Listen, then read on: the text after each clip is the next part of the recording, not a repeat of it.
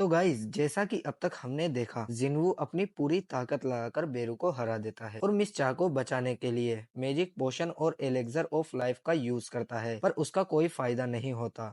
तो चलिए देखते हैं आखिरकार जिन्वू चा को कैसे बचाएगा। तब तक कुछ भी ना कर पाने की वजह से जिन्वू एस रैंक हंटर मिन की बॉडी के पास चला जाता है और उसकी शेडो एक्सट्रैक्ट करने में कामयाब हो जाता है। तब मिन की शेडो बिना जिन्वू के ऑर्डर के मिस चा के जख्मों को भर देती है, जिससे कि चा खतरे से बाहर आ जाती है। और हमें यह भी पता चलता है कि मिन की शोल ने खुद जिन्वू को ऐसा करने का आइडिया दिया था। तब बेग जिन्वू को मिन की शेडो को वापस भेजने के लिए कहता है, क्योंकि वह अपने दोस्तों को फिर से बैटल में नहीं भेजना चाह रहा होता और उसकी ख्वाहिश होती है कि उसका दोस्त अभी शांति से मर जाए, जिस बात को जिन्वू भी मान लेता है और मिन के ऊपर से शेडो एक्सट्रैक्ट करने को कैंसल आउट कर देता है। तब यहाँ पर बाहर सारी आर्ट्स बेकाबू हो चुकी होती है, क्योंकि उनकी क्वीन तो पहले ही मर गई थी और किंग को जिन्वू ने मार दिया, जिस वजह से उन्हें ऑर्डर देने वाला कोई नहीं बचा और अब उन्होंने पागलों की तरह इधर उधर हमला स्टार्ट कर दिया, जिस वजह से बाकी हंटर्स के ऊपर यह जिम्मेदारी आ गई है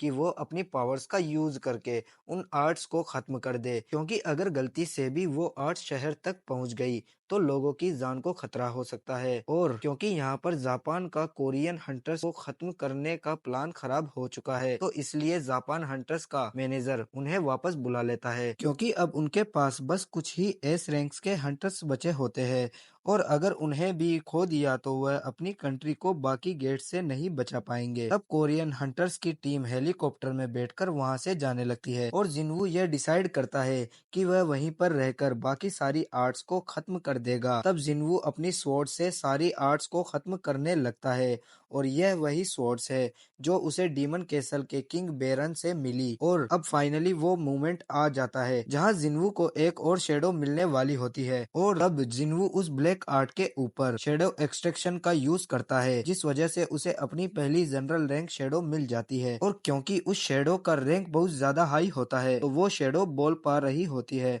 जिसे देखकर जिन्वू हैरान रह जाता है। मेरे राजा, प्लीज मुझे मेरा नाम दीजिए, मैंने तुम्हें मारा था तो क्या तुम मुझे फिर भी फॉलो करना चाहते हो? मैं मरा नहीं, बल्कि आपकी पावर से दोबारा जिंदा हुआ, जिस वजह से मेरा दिल खुशियों से भर गया है, तो इसलिए मैं आपको हमेशा फॉलो करूंगा। वो हमारी तरह यह सोचने लगता है कि अगर जनरल रैंक पर पहुंचने के बाद यह शेडो बोल सकती है तो शायद अगर बाकी शेडोज भी जनरल रैंक तक पहुंच जाए तो शायद वो भी बोलने स्टार्ट कर दे, क्योंकि डीमन केसल में हमने देखा था कि जिन्वू की कुछ मेन शेडोज लेवल अप हो गई थी। इसका मतलब यह है कि जिन्वू के लेवल के साथ साथ उसके शेडोज का भी लेवल अप होता है और यहाँ पर तो जिन्वू 100 लेवल तक पहुंच भी चुका है। तब जिन्वू उस ब्लैक आंट का नाम बेरू रखता है और अब जिन्वू बाकी आंट्स की शेडो को भी एक्सट्रैक्ट करता है। तब हमें पता चलता है कि बाहर अभी भी 4000 आंट्स जिंदा होती है, जिनके साथ अभी हंटर्स लड़ रहे होते हैं और जिन्वू सभी आंट्स को ठिकाने लगाने का जिम्मा बेरू को दे देता है, जहाँ बेरू जाकर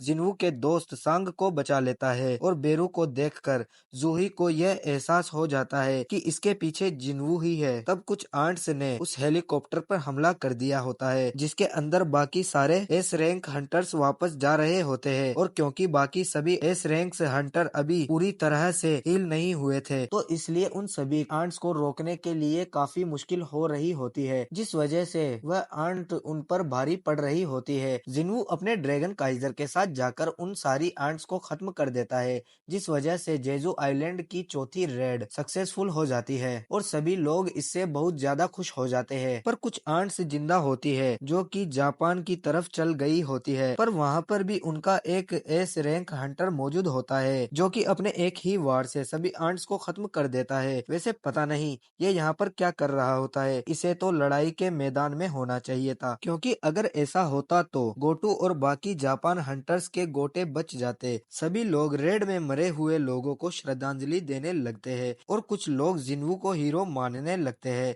क्योंकि उसकी वजह से यह रेड सक्सेसफुल हुई थी। पर कुछ लोग उसे ब्लेम कर रहे होते हैं, क्योंकि उनके अकॉर्डिंग अगर जिन्वू पहले ही पहुंच जाता होता तो इतने सारे हंटर्स ना मरते। और कायदे से देखा जाए तो यह बात सच भी है, क्योंकि जिस हिसाब से जिन्वू ने पहले ही शेडोस भेजी हुई थी उस अकॉर्डिंग तो इससे सबसे पहले एहसास हो गया होगा कि हंटर्स मर रहे हैं। पर वह तब आया जब टीआरपी को हाई करना था और ऊपर से उसकी जानेमन भी खतरे में थी। पर जानेमन को जब पहली बार मारा गया था इसे तो तभी आ जाना चाहिए था। जिन्वू लोगों की बातों से थोड़ा उदास हो जाता है, पर बेग उसे समझाता है कि उसी की वजह से बाकी सभी लोग अब तक जिंदा है, तो इसलिए उसे गर्व से अपना सिर ऊंचा रखना चाहिए। तब चेयरमैन उससे मिलने आ जाते हैं और उसे रेड का शुक्रिया अदा करके नेक्स्ट प्लान्स के बारे में पूछने लगते हैं, क्योंकि अब जिन्वू ने दुनिया को अपनी असली ताकत दिखा दी है। तो इसलिए अब सभी जानना चाहते हैं कि आखिरकार अब जिन्वू करेगा क्या। तब जिन्वू गो को बताता है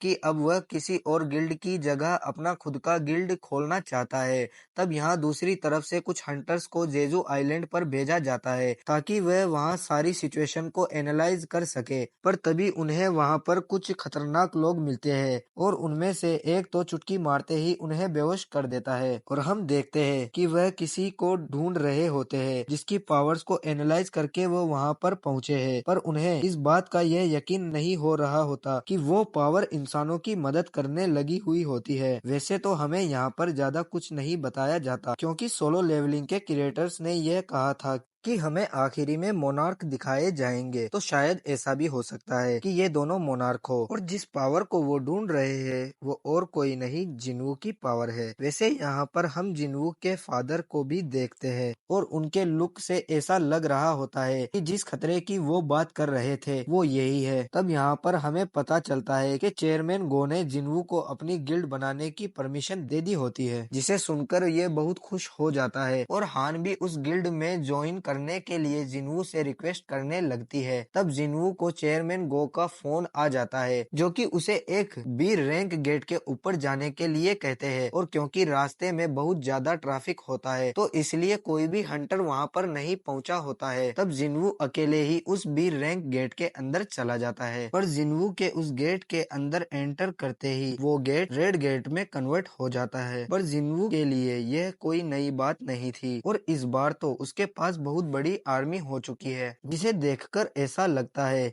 कि जैसे सारे अवेंजर्स की आखिरी लड़ाई के लिए असेंबल हुए हो। तब यहाँ मिस चा जिन्वू के बारे में सोच रही होती है, क्योंकि उसे जिन्वू तक पहुँचना होता है ताकि वह उसके साथ मिलकर लड़ सके। और यहाँ जिन्वू अपनी आर्मी के साथ रेड गेट को क्लियर करने लगता है। हंटर्स पैदा ही शिकार करने के लिए हुए हैं और डंजन एक खतरनाक दुनिया है जहाँ पर हमें शिकारी से शिकार बनने के लिए भी तैयार रहना पड़ता है। हमें नहीं पता इस दुनिया में हमारी पोजीशन कब कैसे चेंज हो जाए और इस दुनिया में हमेशा मौत हमारा इंतजार कर रही होती है। पर फिर भी हम हंटर्स लड़ाई के मैदान में जरूर जाते हैं और इससे कोई फर्क नहीं पड़ता कि हमारे सामने कितने ताकतवर एनिमीज हैं। हर हंटर अलग अलग रीजन्स के लिए लड़ता है, जिनमें से कुछ अपनी फैमिली को प्रोटेक्ट करने के लिए, कुछ अपने विचारों के लिए, कुछ खुद को प्रूफ करने के लिए और कुछ तकदीर को चेंज करने के लिए। तो अब गाइज यहाँ पर मोनार्क की एंट्री तो हो चुकी है, तो इसका मतलब यही है